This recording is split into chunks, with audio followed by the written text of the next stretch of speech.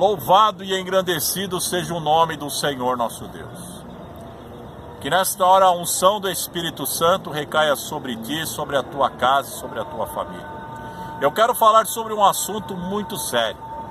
Um dos assuntos que me assusta. Por quê? Quando uma igreja ela está de portas abertas, ela se torna o quê? Uma agência do céu. Por quê? Qual é o objetivo da igreja de Cristo? É ganhar almas para o reino dos céus. É que todas as pessoas venham à casa de Deus e tenham essas portas de livre acesso.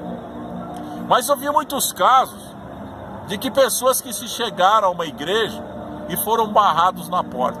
Olha que coisa absurda. Eu me lembro de um testemunho do Adeildo da Costa. Hoje é um pregador da palavra de Deus, mas quando ele estava no mundo, ele estava como um morador de rua. E Deus tinha um chamado maravilhoso na sua vida. Foi quando ele esteve em uma igreja, onde ele estava pregando o Takayama, e ali ele não pôde entrar porque foi barrado por um obreiro. Barrou porque olhou para a sua aparência, olhou para a sua situação de um morador de rua, como se ele não fosse digno de entrar dentro da igreja, porque lá na igreja tinha o quê?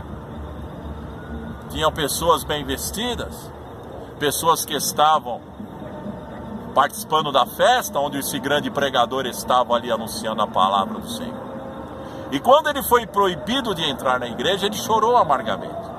E de repente veio uma família, um garoto que veio ao seu encontro, desgarrou da sua mãe e disse para ele: moço, não chores. O menino se comoveu com a situação daquele homem chorando. Mas lá dentro da palavra estava sendo pregada. O pastor Takayama pregou assim, dessa maneira: um dia você estará comigo nessa tribuna. E aquela palavra entrou no espírito daquele homem.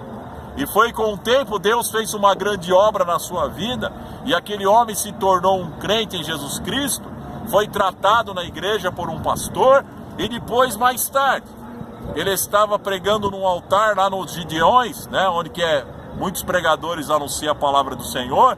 E ali naquele altar, quem estava junto com ele? O pastor Takayama. E ali se cumpriu aquela palavra, que um dia ele estaria ali no altar, juntamente com ele, pregando a palavra de Deus.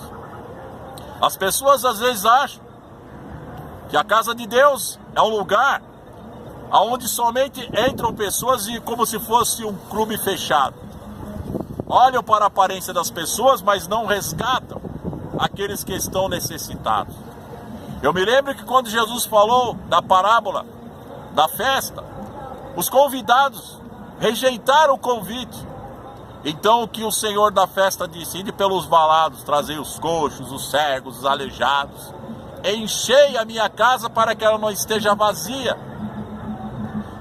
E Deus, Ele tem essa obra poderosa para realizar na vida das pessoas que entram na casa de Deus, que tem que ser bem recebida. Que a pessoa esteja sentado ali e ouça a palavra de Deus, porque o Senhor tem poder de pegar o homem na sua maior dificuldade, o homem que está lá tão pobre, tão miserável, e colocá-lo entre os poderosos, porque todo o poder está nas mãos do Senhor e Ele realiza esta grande obra. Eu me lembro um dia que o nosso querido Paulo Profeta esteve em uma igreja na Lapa, e ele então quis entrar na igreja e também foi barrado para entrar na igreja. Aonde nós vivemos?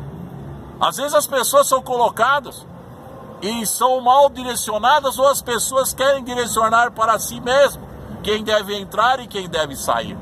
Jesus, quando se direcionou aos escribas e fariseus, ele disse: vocês estão na porta do céu e nem entram, não deixam os outros entrar. Às vezes as pessoas estão dessa maneira, não entram e não deixam os outros entrar. Então a casa de Deus não é um lugar que você tem que fazer análise para ver se esse serve ou se aquele não serve. A casa de Deus é um lugar onde está aberto as portas, para que todos venham para ouvir a palavra de Deus. E ouvindo a palavra de Deus, se convertam e recebam o Senhor Jesus como seu Salvador e sejam batizados nas águas. Então depois essa pessoa fará parte de um hall de membros, Mas às vezes as pessoas querem formar, na minha igreja só vai entrar as pessoas que bem arrumadinhas, bem vestidas, cheirosas. Se fosse dessa maneira, queridos, então não tinha necessidade de ter o evangelho. O evangelho é o poder de Deus. O evangelho é as boas novas, dizendo ao pecador: vinde a mim, como disse Jesus. Aleluia. Vinde a mim todos vós que estáis cansados e oprimidos, e eu vos aliviarei. Então Jesus chama a todos para que venham até a sua casa, para que recebam a palavra de Deus, para que sejam curados, sejam tratados pela igreja de Cristo, sejam abraçados, sejam fortalecidos. E é dessa forma que o evangelho funciona. É dessa maneira que o Senhor Jesus ensinou para que nós pudéssemos pregar o evangelho a toda criatura. Agora, alguém querer impedir de uma pessoa entrar na casa de Deus, olha, querido, olha que coisa grave. E isso eu não aceito jamais.